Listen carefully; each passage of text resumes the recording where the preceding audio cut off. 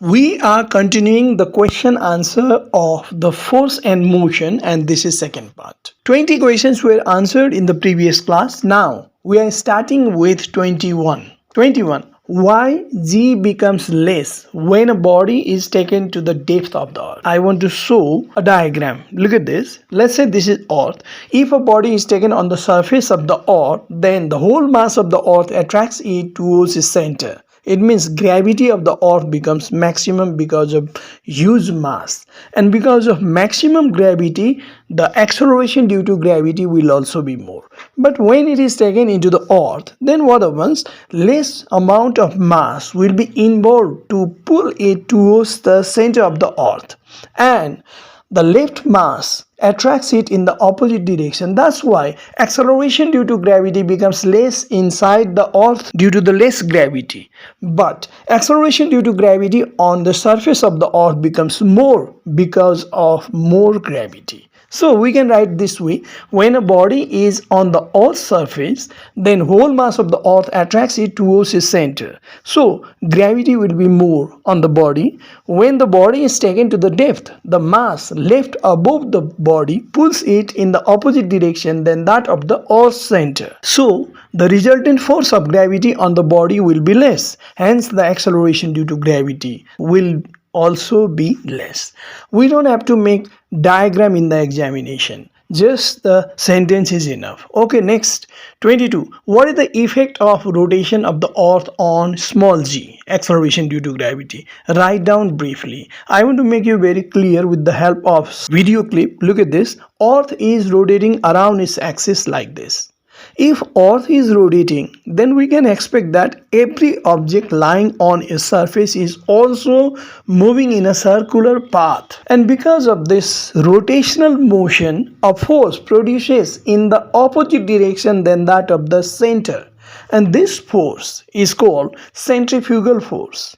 Just remember this: if a body is moving in a circular path, a force acts in the opposite direction than that of the center, which tends to move the body opposite to the center. Now, because of this centrifugal force, the force of attraction of the earth reduces. And because of the reduced gravity, the acceleration due to gravity will also be less.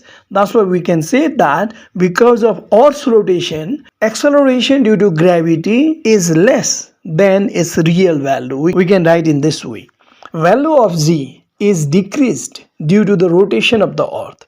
Earth is rotating around its axis, so every object lying on its surface is also rotating.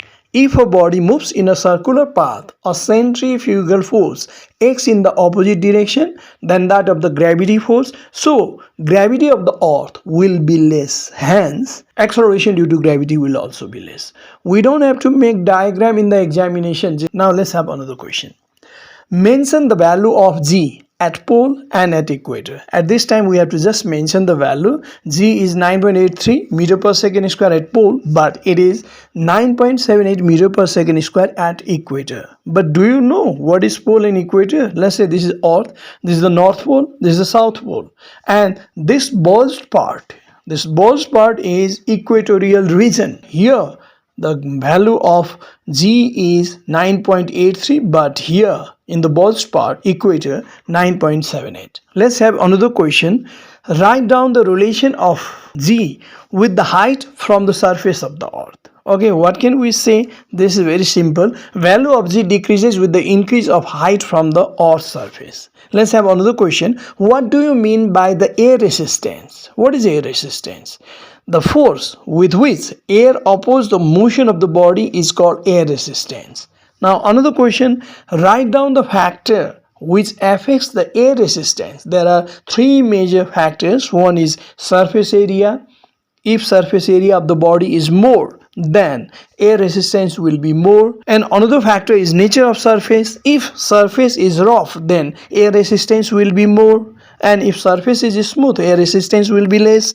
And speed of the body, if a body moves with high speed in the air, then air resistance will be high. If its speed is less, then air resistance will be less. These are the factors which affects the air resistance. Let's have another question. Okay, what kind of motion produces on a body when it is dropped from great height? It means in air. When a body is dropped, what kind of motion produces? I want to make you clear with the help of diagram. Look at this is a body taken to great height, and when it is dropped, then certainly it will fall down in the straight line.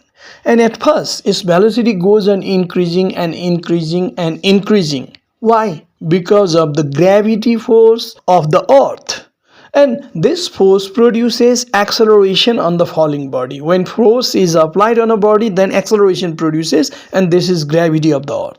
But when its speed goes on increasing because of acceleration, then what happens? The air resistance also goes on increasing, and air resistance becomes more and more due to the increase of speed, and a condition comes when air resistance neutralizes the gravity. From that point, the velocity of the body cannot increase because force is now not acting on the body. So it falls with the uniform velocity later.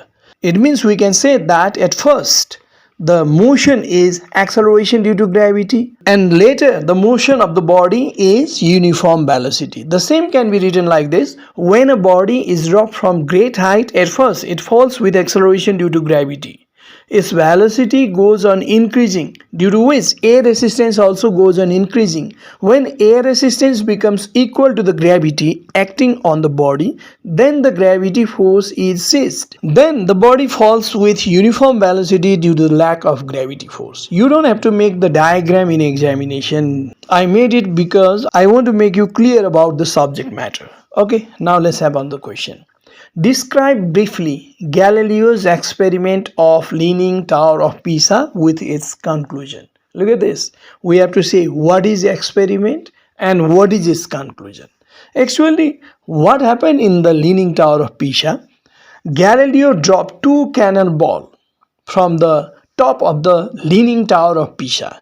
Every time both of them fell together on the ground. Two cannonballs, one having greater mass, another having less mass. Both of them fell together on the ground. This is experiment. That's why we can say that Galileo dropped two cannonballs of different mass from the top of Leaning Tower of Pisa. Both of them fell together on the ground. And what is the conclusion of this experiment? Conclusion, we can say this way: it proves that acceleration due to gravity for every substance is same irrespective of their mass. It doesn't depend upon mass of the body whether the mass is more or less. Acceleration due to gravity is same for every object when it falls from height. Okay, now next. When a big and a small stone are dropped from certain height, how they fall? Give reason. Both of them fall together.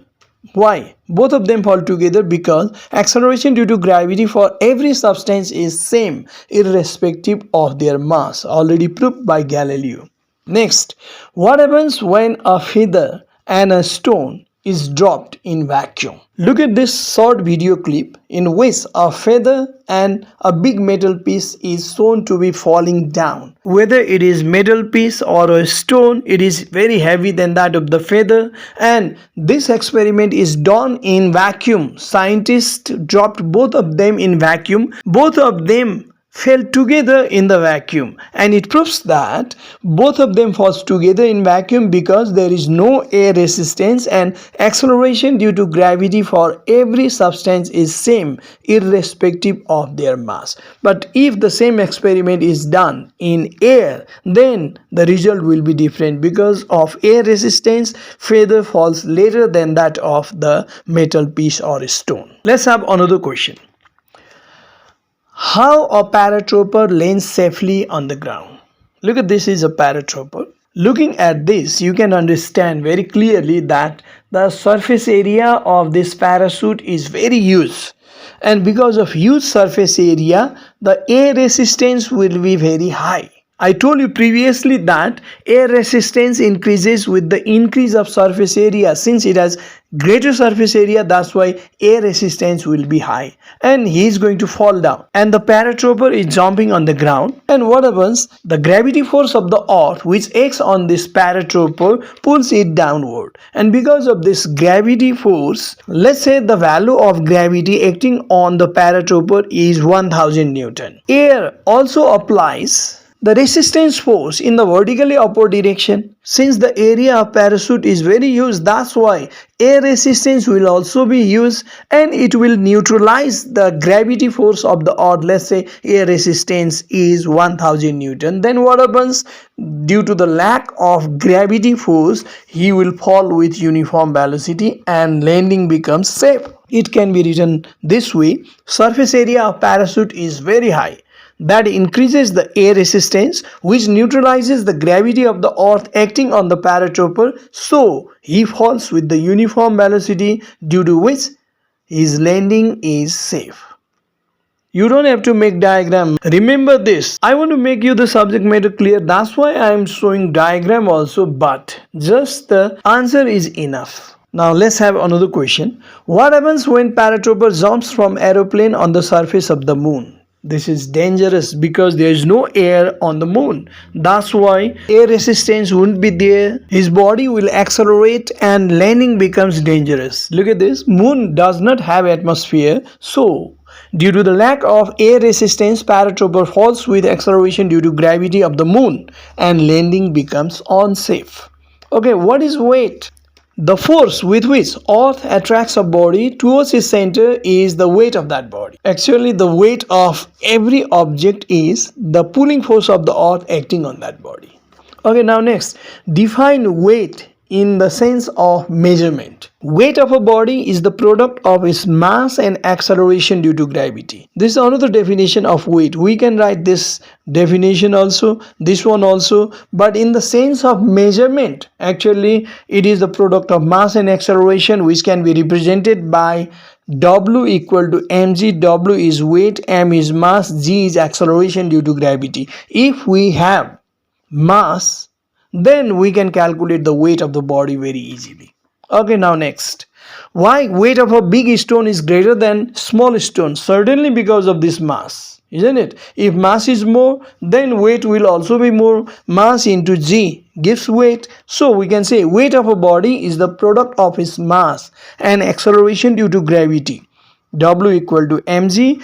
G remains same at a place. At a place it is same, but mass of big stone is greater than the small stone, so the product of mass and g, that is weight of big stone, will be more than small stone. Now let's have another question.